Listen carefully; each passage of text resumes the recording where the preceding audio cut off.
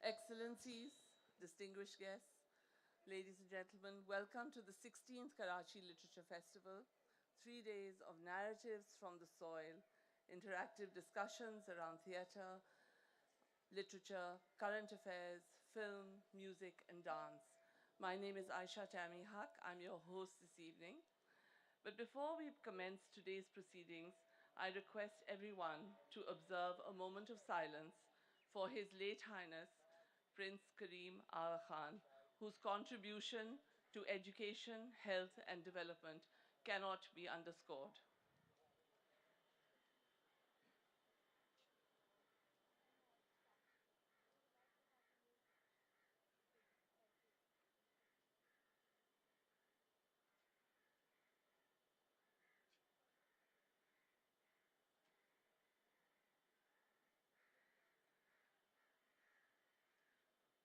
Thank you.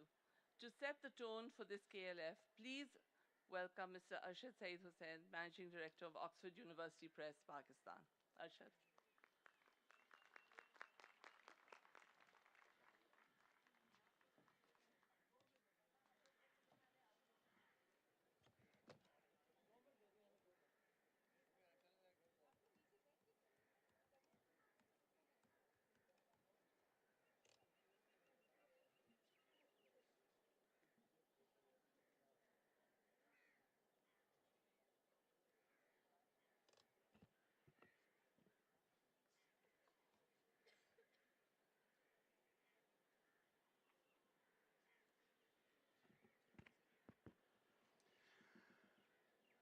Honorable Minister, Local Government and Town Planning, Mr. Syed Ghani, Your Excellencies, Mr. Nicolas Galey, Ambassador of France, Mr. Scott Urbom, U.S. Consul General, Mr. Alexei Shatakhtinsky, Consul General of France, Mr. Martin Dawson, Deputy Head of Mission, British Deputy High Commission, Karachi, Mr. Ali Habib, Chief Marketing and Communications Officer, HPL, distinguished keynote speakers, Mr. Fakir Aijazuddin, Mr. Asghar Nadeem Syed, ladies and gentlemen, Assalamu alaikum, and a very warm welcome to the 16th Karachi Literature Festival. Pakistan, a land steeped in history, resonates with the echoes of ancient civilizations. From the fertile banks of the mighty Indus, cradle to some of the oldest civilizations, to the Gandhara region, our soil is rich with stories and traditions passed down from generation to generation. It is this very richness, this vibrant tapestry of narratives that the Karachi Literature Festival seeks to celebrate, and befittingly, our theme for the 16th Literature Festival, Narratives from the Soil. Ladies and gentlemen, our soil, which has born and nourished us all, is a varied soil, a soil of many textures and many aromas. There's the hot scent of baking earth and the intense heat of our summers. And the same summer nights enriched to intoxication with the exquisite scent of Raat Ki Rani and Motia. Spring, with its enchanting fragrance, brings color and life, followed by biting breath of the freezing winters of the north. And of course, there's the delicate aroma of rain on the moist earth as the season of Barsat sets in. This soil has witnessed the flowering of many civilizations and empires. Mehergarh, Mohenjo-daro, the Mauryas, Gandhara, the Delhi Sultanate, the Mughals, down to today. It is here that the great Sufi sages came. Shahbaz Qalandar, Baba Farid of Pakpatan, Data Ganj Baksh, Abdullah Shah Ghazi, and so many more. They wandered through Persia, Turkey, Central Asia, arrived here and stayed.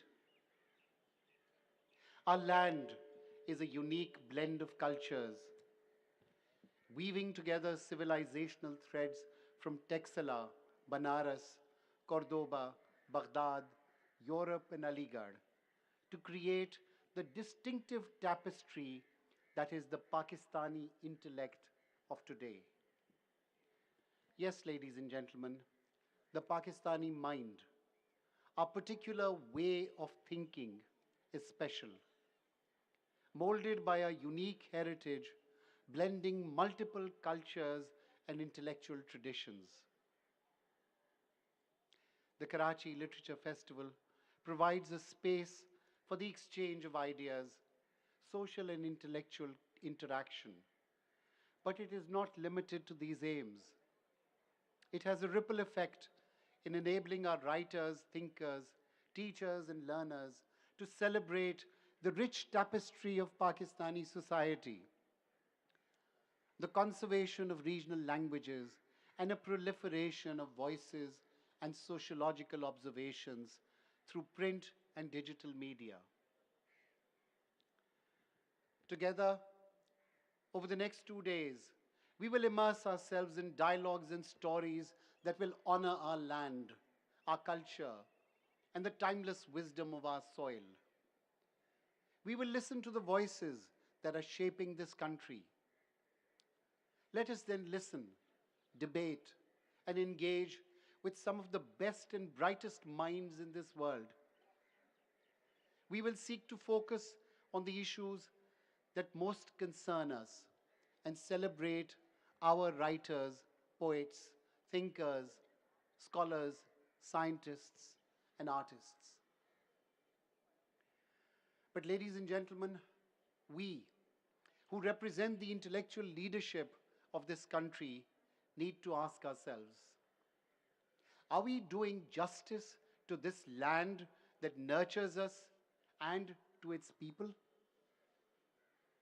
One of our core issues in this country, one which I've been repeatedly talking about at every forum, is the matter of education of our children. This is not just an issue of literary statistics or dropout rates, about which I've spoken at length in the past. It's a matter that has become more and more urgent as times and technologies have evolved. It is the issue of understanding those we aim to educate and focusing on the very objectives of the education we are imparting to them.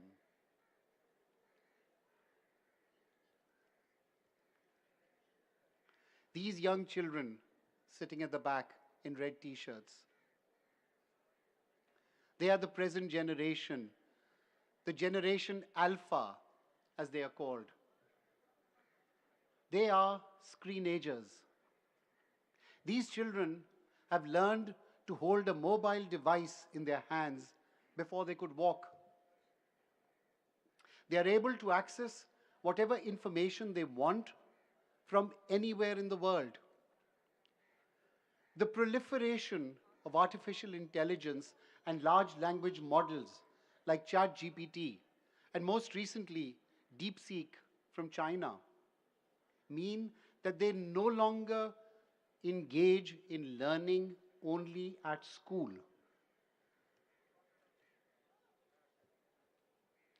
They can choose to access any information and on any topic at any time, regardless of what is being taught to them in school by their teachers or their parents. My question is, how can we in this country, still weighed down by seemingly intractable deficits of basic literacy, enter this new age?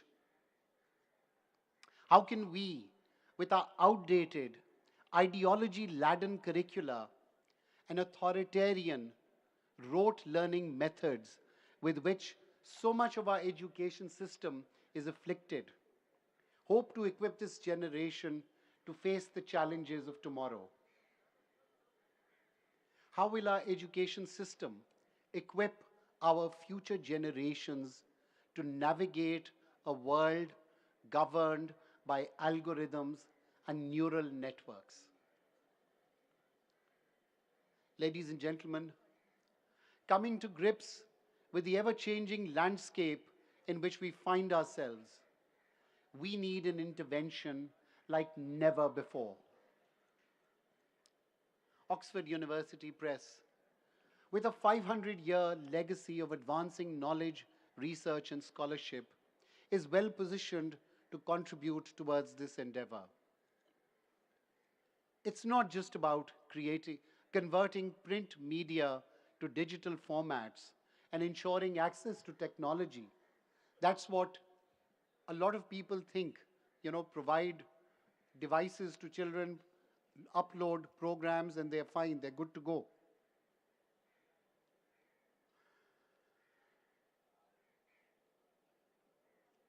It is about creating content that can develop inquisitive minds who can leverage information from various sources and use it to contend with the challenges of tomorrow. The delivery of learning should focus not only on students, but also on teachers who need targeted support and training to adapt to this changing paradigm of education. As Managing Director of Oxford University Press in Pakistan, I can assure you that we are committed to meeting this challenge. We have a long history of creating content relevant to the times, like the Crescent Readers way back in the 1950s, our world-famous Oxford dictionaries in English in Urdu, and English in Sindhi, the hugely popular Oxford Primary series by the Hospira family, or the new Countdown and new syllabus D mathematics, the Urdu Ka Guldasta or the Nardabani Urdu, and so many more series which generations of children have grown up reading. Today, ladies and gentlemen, we have created digital platforms like Oxford Extend and Oxford Reading Buddy to provide cutting-edge blended learning solutions to children across all subjects in keeping with the latest global trends. Also, pursuant to the Sindh government's policy of compulsory teaching of Sindhi language in schools, we are proud to introduce the Oxford Sindhi series from kindergarten to grade 8. To improve access to quality educational material for the masses, Oxford University Press has developed the Essential series. These high-quality, extremely affordable books in mathematics, English, science, and social studies are aligned with the national curriculum of Pakistan and are available across the country. Through these textbooks and other collaborative efforts, Oxford University Press would like to play its part in supporting the government to address the education emergency in the country. Ladies and gentlemen, the Karachi Literature Festival is marked by its diversity and dynamism. It continues to evolve, reflecting the changing realities of Pakistani society and contributing to the global literary discourse.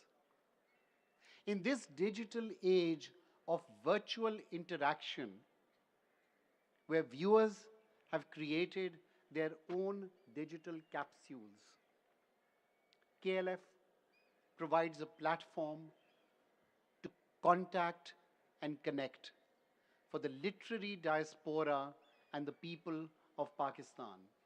You can come here, meet your favorite authors, writers, thinkers, face to face, interact with them, even get autographs from them, and engage with them.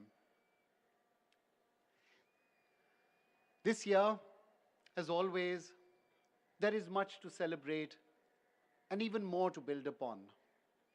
There are over 70 sessions, 200 speakers from Pakistan and abroad, including 26 book launches. We have earmarked genres in our program. We have sessions of Urdu, English, and Sindhi literature, culture, education, and public interest. Youth represent 60% of our population. They are our future. For the first time, we have set up a youth pavilion for children from 5 to 18 years of age, where we will be holding parallel sessions over the next 2 days, bringing literature, performances, and entertainment for the youth.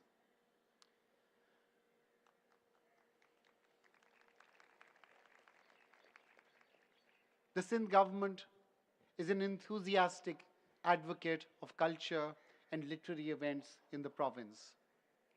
The Chief Minister, Syed Murad Ali Shah's support for the festival this year underscores the commitment of the government of Sindh in promoting literary and cultural activities across the province. Before I close, I would like to thank our sponsors, especially the government of Sindh, HPL, who are our platinum sponsor, Getz Pharma, our gold sponsor, without whose generous support this festival would not have been possible. A very big thank you is owed to members of our advisory board, whose guidance is seminal to this festival. Ladies and gentlemen, thank you all for joining us here. I wish you all a wonderful and memorable experience at the 16th KLF. Thank you.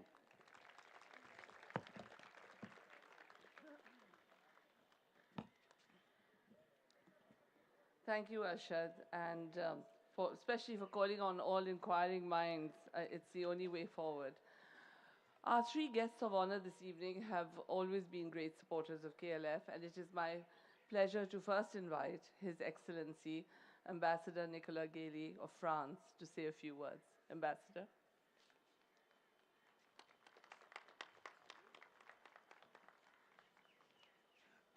Excuse me. Good afternoon, dear Arshad Hussain, dear Honorable Minister, distinguished speakers of the opening session, dear colleagues from the Diplomatic and Consular Corps in Karachi and Islamabad, ladies and gentlemen. It's a great honor to be here today at the Karachi Literature Festival, a gathering that celebrates knowledge, heritage, as you eloquently said, and the richness of human culture. This year's theme, Narratives from the Soil, is particularly meaningful as it reminds us that beneath our feet lies the foundation of our past, present, and future. And soil is much more than just earth. And since we are gathered around literature, let me insist on the meaning and the content of words. We have one in French, which is also used in English because it doesn't have a perfect translation, which is terroir, which comes from Latin territorium, which gave territory, of course. So concerning the definition, I didn't want to favor, out of caution, the Oxford or the Cambridge dictionary, and I took an American dictionary, prudently. Terroir is a combination of factors including soil, climate, and special characters. But still, this definition is missing an essential element of terroir, which is the people. A terroir is at once the earth, the climate, the culture, and those who live there. The connection between inhabitants and their territory, their land, has produced many, many literary and cinema works. A famous English bestseller is, of course, 1 Year in Provence by Peter Mayle, which has sold over 6 million copies in 40 languages. This unexpected success by the author himself reveals how sensitive the public is to works that evoke the attachment of a population to the land, to its traditions, customs, cuisine, and art of living. Another evocation of this connection is a film that some of you may have seen, which was an international success and also unexpectedly, which English title was Manon of the Springs, in the same French region of Provence, and inspired by the books of Marcel Pagnol. It also evokes the essential connection between inhabitants and their territory. The soil is also the place of the history of a country and its people, which archaeologists dig up day after day, revealing the layers of the past that have accumulated. In this regard, let me say a few words about the French archaeological mission in the Indus Basin, a pillar of scientific and cultural cooperation between France and Pakistan since its inception in 1958. The mission in the Indus Basin has been dedicated to uncovering the deep historical layers of the Indus Valley in close cooperation with Pakistani authorities, students, and people, revealing stories that link us to some of the earliest urban societies in South Asia and in the world. The work of the archaeological mission was recently recognized by the most prestigious award in Pakistan for a foreign national. On Pakistan Independence Day last year, the Tanga Pakistan Award was conferred to the director of the mission, Dr. Aurore Didier, who had already had the opportunity to give a presentation of her work at the KLF in 2022. And indeed, one of the archaeological mission's major undertakings has been its extensive excavation campaigns at Chanudaro, an important urban and artisanal center of the Indus civilization. These efforts have provided groundbreaking insights into the city's development, particularly its transitions between different phases of the Indus period. As I said before, soils are not just physical elements, they are time capsules. Through geoarchaeology and geomorphology, the mission in the Indus Basin, in collaboration with Pakistani researchers and private partners, has conducted sediment coring around Chanudaro. These studies help reconstruct ancient river dynamics and understand how early inhabitants interacted with the Indus River, managing soil and water resources to sustain their communities. And this mission gave the opportunity to the French Embassy to support young Pakistani scholars who were trained in France, including a veterinarian specializing in archaeozoology, a word I discovered this morning, to be honest, since obviously soil is also about the animals who live there. The archaeological mission continues to expand. A new survey project led by researchers from the Sorbonne University is currently exploring the earliest agricultural villages and proto-urban settlement in Sindh-Kohistan. Through archaeology, we're not only unearthing ancient artifacts, we're also reconnecting with our shared human history, a history of which the people of Pakistan can legitimately be proud of, but a history that also belongs to all of mankind. Let me again extend my deep gratitude to the organizers of the Karachi Literary Festival, to our Pakistani partners, and to all the scholars dedicated to preserving and understanding our collective heritage. Thank you very much. Have a successful festival. Shukriya. Merci.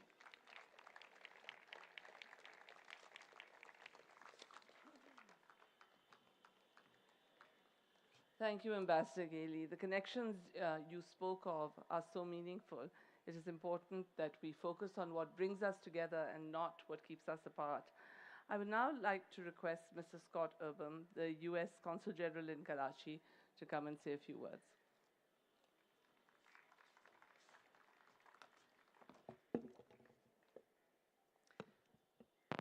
Assalamu alaikum and good evening. It is a true honor to be here at the Karachi Literature Festival, surrounded by so many brilliant writers, thinkers, and artists, and fellow diplomats. A special thanks to the Oxford University Press for organizing this wonderful event. Before we celebrate the vibrant literature and creative spirit of this festival, I just want to take a moment to express our heartfelt condolences on the passing of Bapsi Sidhwa. Her profound impact on the literary worlds, her profound impact on the literary worlds will have an impact for generations, both in Pakistan and the United States, where she lived for many years. Her contributions to storytelling and to cross-cultural understanding continue to inspire us all. For the last 16 years, the Karachi Literature Festival has showcased the richness of Pakistan's literary heritage and culture. And I'm proud to say that the United States Consulate General here in Karachi has sponsored this festival from day one, and we are honored to support the festival this year as well. This partnership aligns with our shared value of a more secure and prosperous future where freedom of expression is cherished. Since arriving here in Karachi as the U.S. Consul General, I've had the privilege of exploring Pakistan's rich history and culture and sharing American culture with many Pakistanis. This festival doesn't just celebrate books. It's a celebration of the creativity and talent that defines Pakistan's literary tradition. It's about the young people and the artists whose voices are having an impact here in Pakistan and around the world. I'm also excited to announce that we have a pop-up Lincoln Corner right here at the festival. It's a gateway to America, a space where visitors can learn about America, engage in hands-on activities, explore cultural exchange opportunities, and explore opportunities to build a stronger relationship between our two nations. So I encourage everyone to visit the booth right over there and to find out what our Lincoln Corners can offer. Our Lincoln Corner team is here to help answer any questions you have, and they're ready to engage. And after the festival, I encourage everyone to visit any of the 6 Lincoln Corners that we have around Sindh and Balochistan. These are free, welcoming spaces where Pakistanis can learn about American culture. I'd also like to take a moment to recognize the many alumni of U.S. government exchange programs, U.S.-funded grantees, and Pakistani Americans who are here serving on panels throughout this festival. Your commitment to fostering dialogue and understanding is truly inspiring, and we appreciate your contributions. Lastly, to the volunteers at Oxford University Press and to the many people who are working behind the scenes, thank you. Your hard work makes this festival possible. For more than 75 years, the United States and Pakistan have shared a bond of cooperation and partnership, and events like the KLF have helped us enhance this partnership. So thank you all, and I wish you all a wonderful festival.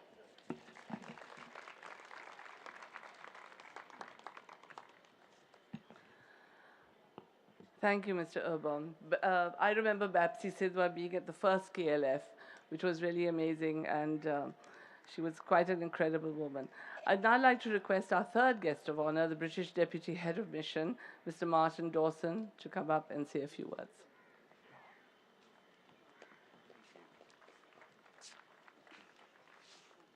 Thank you very much. Honourable Minister, Your Excellency the Ambassador of France, my Consul General colleagues from the United States of America and France, other distinguished guests here this evening, ladies and gentlemen. I won't drag this out too long. I'll give a very brief comments on this evening because there's lots more to be done this evening and more eloquent speakers to be heard than me. It's a great pleasure for me to be here this evening. It is remarkably my 4th KLF. I think I'm good at maths, like 22, 23, 24, and now 25. Sadly, it'll probably be my last for a few years, but I'm not saying never again. So can I just say, I think it's going to see, as you're going to see, it's going to be another good one here as usual. I'd like to say well done to the Oxford University Press and all the sponsors, but equally to the government of Sindh and also the Municipal Corporation for facilitating and supporting the whole event so passionately. Narratives from the soil. Well, that conjures up all sorts of creative juices, doesn't it? And I know we're going to be mesmerized by stories, experiences, and performances over the next 2 days. we're going to be blessed by a plethora of artists, authors, poets, thinkers, and cultural icons from across Pakistan and also further afield. It is very important that we do continue to support and embrace events such as the KLF, where we can engage intellectually and celebrate creativity and learning for a few hours and resist the temptation to continue to play on our phones. That's a little comment for the Gen A. I'm not picking you out individually, of course, because I think we're all guilty of this. And also, with the KLF, you also learn something new every time you come. This evening, I've learned that we have a Gen A. I thought we were still in Gen Z, as my American colleague would say, or even Gen Z. So please somebody intelligent this evening, take me to one side and tell me, when did we move into Gen A? Because that passed me by. And being a child of the 60s, I'd love to know what Gen label I've got. I'm sure you can think of something suitable. Over the weekend, I'm very much looking forward to the many cultural performances, and I'm particularly keen on the dedicated youth pavilion, so joking apart with the Gen A, which I know will showcase drama, music and storytelling and provide a platform for young talent to shine. And I do honestly believe that engaging the youth is critical in these situations if we wish to retain the rich cultural diversity in countries like Pakistan that offers so much on early civilizations, particularly in this part of the world. I will also give a little plug, as the American CG did, to the British Council, who are also here. They have a little pavilion, a little booth at the front, so do go and speak to my British Council colleagues as well. So just to close, I'm very pleased to be representing the UK government in this year's event, not only for this opening, but I'm also hosting a small reception gathering this evening at Acton House. I'm also honoured to be a participant in one of the panel discussions later on Sunday. So in closing, thank you very much for the invitation. I hope you enjoy the rest of the evening, and I wish KLF-16, as I've labelled it, all the very best over the next 2 days as you continue to connect, inspire and transform. Thank you. Thank you, Mr. Dawson. Being a child of the 60s too, I think it's Gen Dinosaur. So really sad. I mean, I see my sister's grandchildren and they can play with their phones and do all kinds of incredible things, and I can barely make a phone call. So there you have it. Ladies and gentlemen, HBL have always been regular sponsors and supporters of KLF. And I would request Mr. Ali Habib, Chief Marketing and Communications Officer, to come up and say a few words.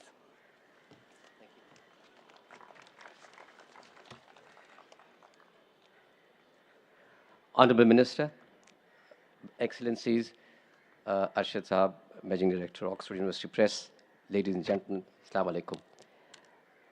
I sat there and listened to the last couple of speeches, and it really enlightened me about the context and the meaning of the theme for Karachi Literature Festival, which is narrative from the soil. And I was really amazed as to how soil can actually be talked about and elaborated upon. And it made me think, and that's how I changed the sequence of my talk, it made me think of a certain couplet from Iqbal. And with the permission of the Excellencies, I'll switch into Urdu.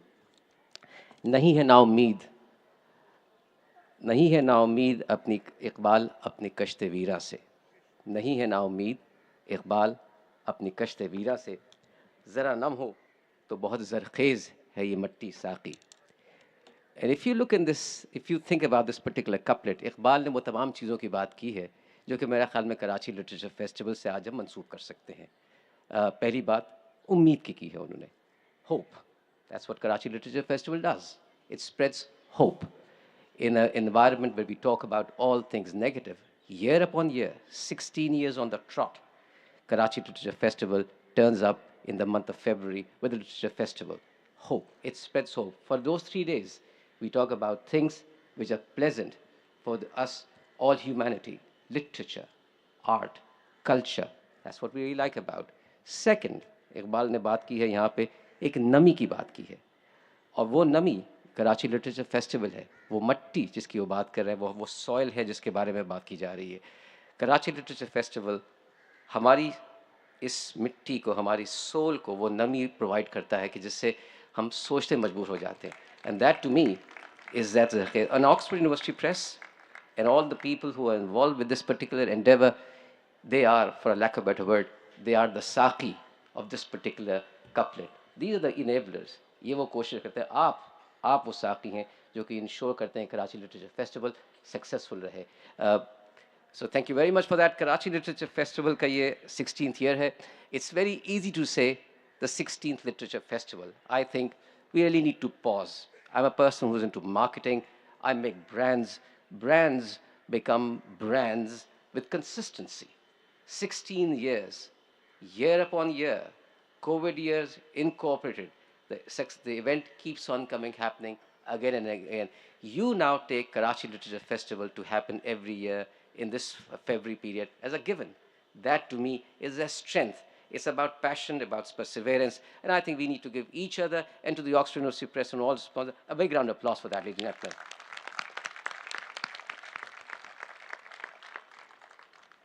gentlemen.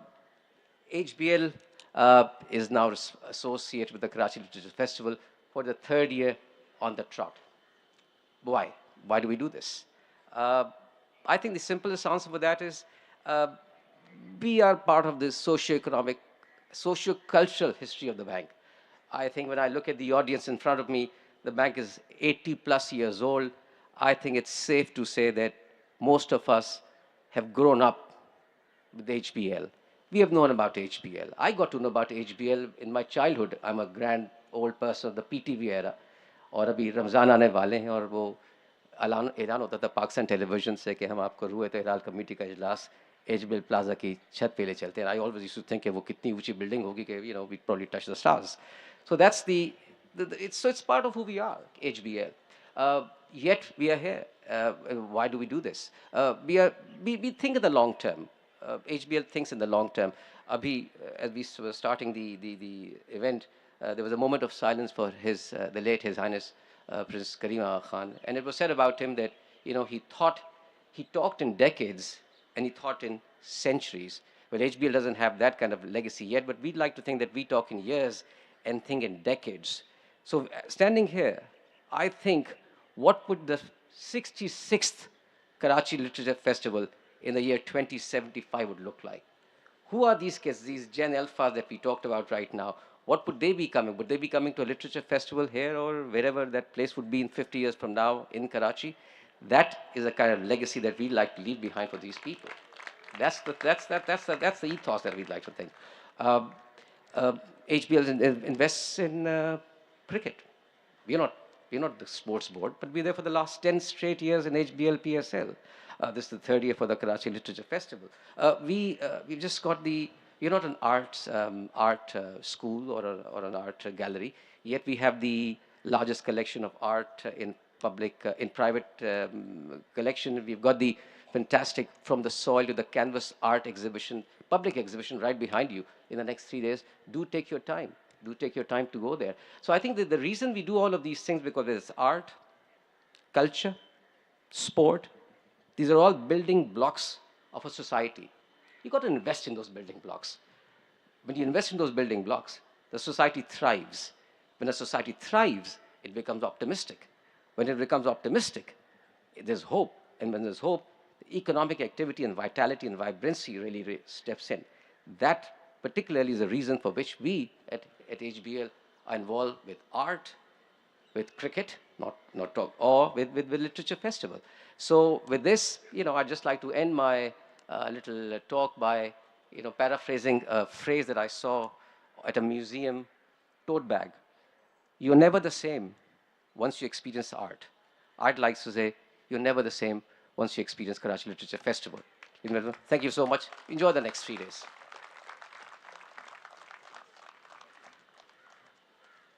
Thank you, Ali. That was lovely. Hope there is, because of generous donors like HBL, the Sindh government, and everybody else here gets Pharma, so many donors. But I remember HBL also from when I was a kid. Do you remember Mera Bhi To Hai? So it's all of ours. As always, we have two keynote speakers, one in English and one in Urdu, and it is my huge pleasure to invite the very erudite Fakir Syed Aijazuddin to deliver his keynote address.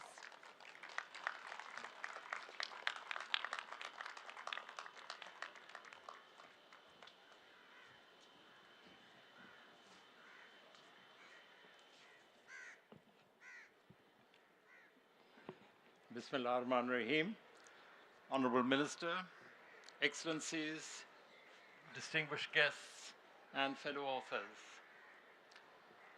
First of all, let me express my deep appreciation to the organizers of this festival for their kind invitation to participate.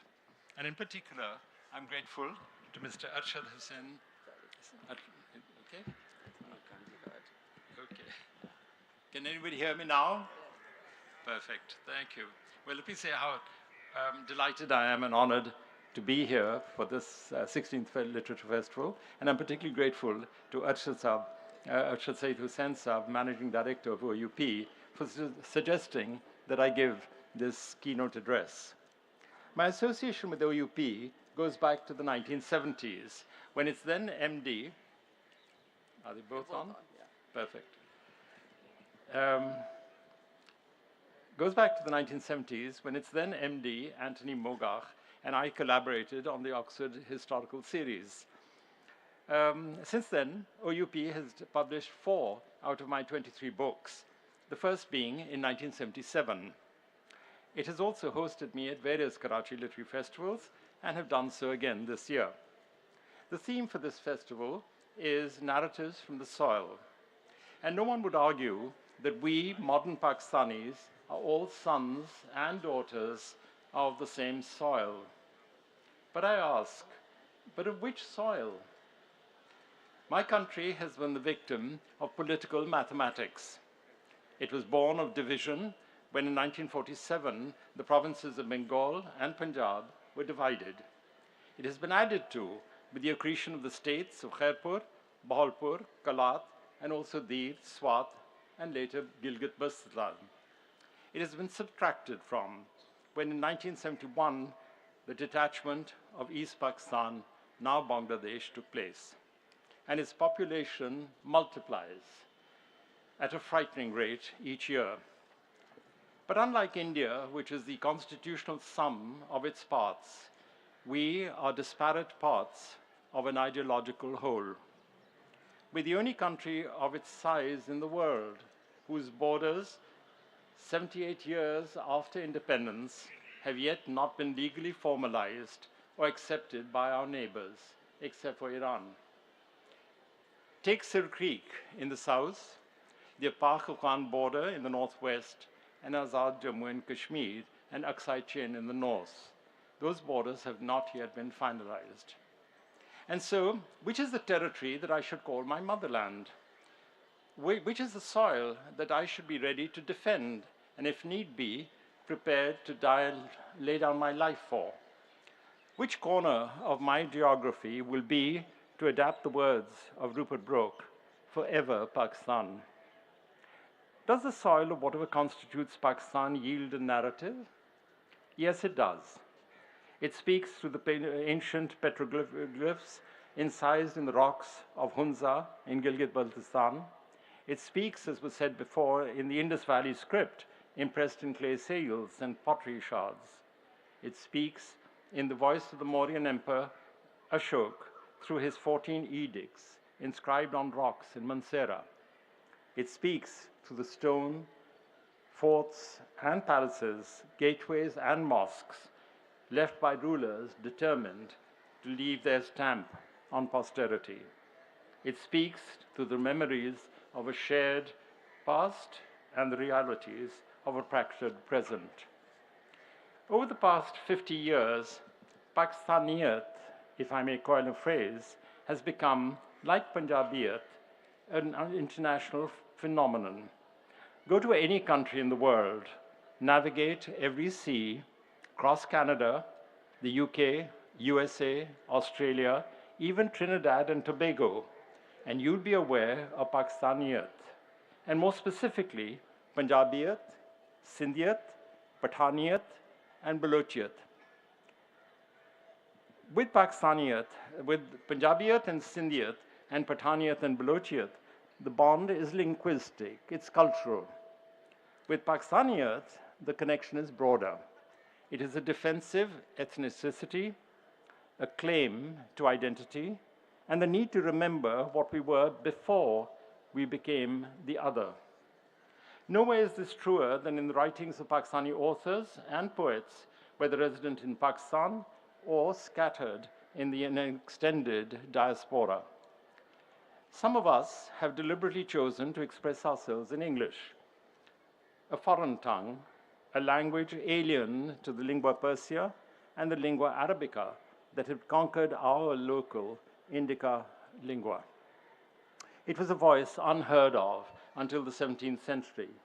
And this new idiom, rapidly adopted, enabled writers in English, wherever they were, as Munisa Shamsi had pointed out in her seminal work, Leaving Home, to perceive ourselves in universal terms, yet identify with Pakistan.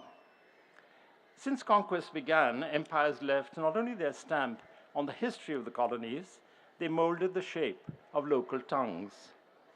Following the conquests of Asia and Egypt by Alexander the Great, Greek became the standard language of Asia and Egypt. Greek, for example, the Egyptian queen Cleopatra, her first language was Greek. Just as the Qaid's preferred language was Lincoln's English, not Kathiawadi Gujarati. Greeks taught Greek to the Romans, Rome taught Latin to the Britons, and Britain taught us English. They also taught us to look down on our vernacular tongues. So today, no less than 2 centuries before 1947, mastery of English continues to be an important step to success. It is the language of governance. It is the ladder into the attic of the upper classes. And it is the IELTS, the passport to immigration. This morning I was reading Hanif Qureshi's compelling memoir, Shattered. By the way, how many of you have read it? No?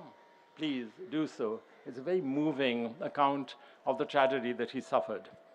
His physical plight, he was paralyzed all of a sudden when he was in Rome. His physical plight reminded me of an earlier emotional trauma of isolation he experienced as a Brit-Pak youngster. In We're Not Jews, which was quoted by Munize in her book, he describes being taunted for being a wog and a sambo. Well, I, as a youngster studying in London, I too, like Qureshi, was called a sambo by a fellow student. I silenced him by suggesting that his being a Jew might have made him more compassionate. My South London lady was more elliptical in her prejudice. One day, she complained about the West Indian bus conductors. I reminded her that I too was black. Oh, no, no, no, she said. You're not black. You're what I would call off-white. Which brings me to the radical admission that we Pakistanis, whether mono or hyphenated, write in what would be described as off-white English. When my first book, a catalogue of miniature paintings in the Lahore Museum, was published in 1977, my mentor, the art scholar, Dr. William Archer, he was an ICS officer, contributed a foreword. But I'm afraid it took the shine off when I noticed that he had mentioned that it had been written in unimpeachable English. His wife, Dr. Mildred Archer, also an art scholar at the then India Office Library, demonstrated. She said, don't you think it's a bit condescending? Bill replied, my dear, I wouldn't want anyone reading Ijaz's name on the book to think that his book was written in Babu English. Applied to writers in English like myself, we can write perfect 24-carat English. But if our names are Salman Rushdie or Hanif Qureshi, Bapsi Sidhwa or Salim Kamala Shamsi, or for that matter, Mulk Rajanand, Khushwant Singh, or Vikram Seth, we'll always be assayed as being only 23 carat. As the Indian matinee, the hero Dilip Kumar, said of the famous singer Lata Mangeshkar, who was from Maharashtra, our voices reek of dal bhat, rice and dal. Does Pakistan have a collective narrative? Well, yes. The magisterial works by Dr. Tariq Rahman and Muniz Shamsi prove to us that there is. Read Dr. Rahman's The History of Pakistan Literature in English up to 1990, and Muniz Shamsi's evaluation 27 years later, published by OUP as Hybrid Tapestries, the development of Pakistani literature in English. Our novels, our poetry, our short stories, and our tell-all memoirs, our understanding of being the other, confirm that we too have, over the past 75, 77 years, matured as a literary community. Today, and that has been alluded to by Arshad Saab, there are 251 million of us. But by writing in English, we are conversing within a minority. As one Indian linguist put it, what Banerjee says, only Chatterjee understands. So over 200 million of our compatriots cannot read or understand what we have to say about ourselves or about them. In another 25 years, there will be 380 million of us. We will be more populous in the year 2050 than Indonesia, Brazil, Russia, and the United States, even allowing for mass deportation.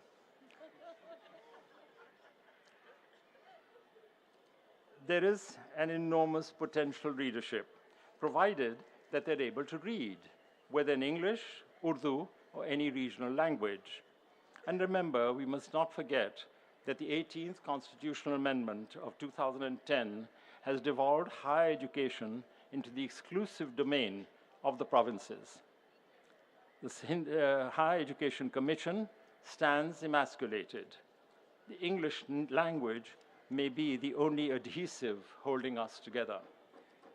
During the next few days, there'll be discussions in KLF 2025 on every gamut of literary persona. One in particular, Pakistan-Bangladesh relations, a reset, is scheduled for Sunday morning. It is an overdue reminder that we were once siblings, all of us Indian by origin, before in 1971 we became residual Pakistanis and unshackled Bangladeshis. The late Kaleem Umar, a Pakistani poet once published by OUP, wrote of that painful excision when in March 1971, the military began its Operation Searchlight against the Bengali nationalist movement. He wrote, "A northwester, a wind, blew one March, April, May, June, and the months telescoped into December. The trouble is that I remember." We should also not forget there was a time when the Indo-Pak border was porous, allowing Indian writers, scholars, artists to visit their counterparts in Pakistan today. Over the last 5 years or so, an almost impenetrable saffron curtain has descended from the Himalayas to the Arabian Sea. We are like distant divorcees, able to meet everywhere except in each other's homes. And in this context, I'd like to read a poem I wrote some years ago, regretting this brutal divide. There was a time when time evoked tomorrows. Today, it speaks only of yesterdays. Where has the promise gone of fraternity sans frontières? Where are the tears we shed, the blood, to irrigate an earth once yours, now mine, once mine, and now yours? Why must my only view of you be through the barrel of a gun? Why must I search for you in the debris of a divided sun? How long will this suicide last? Will we have separate heavens there as well, or find ourselves sharing another common hell? We live in a separate haven of what we hopefully will be forever Pakistan. And if by the close of LitFest 2025, you and we have understood Pakistan better and more sympathetically, then we have succeeded. If not, there'll always be the prospect of another LitFest next year, and hopefully many more thereafter, dedicated to projecting, as this one does, Pakistan at its intellectual best. And who is better to give you a parallel insight than my colleague, friend, and in a sense mentor, Mr. Asghar Nadeem Syed. I have spoken to you in imitative English. He would speak to you on behalf of our majority in unimpeachable Urdu. Thank you very much indeed. But why stammer I? Why stammer I when he is here to sing? Thank you.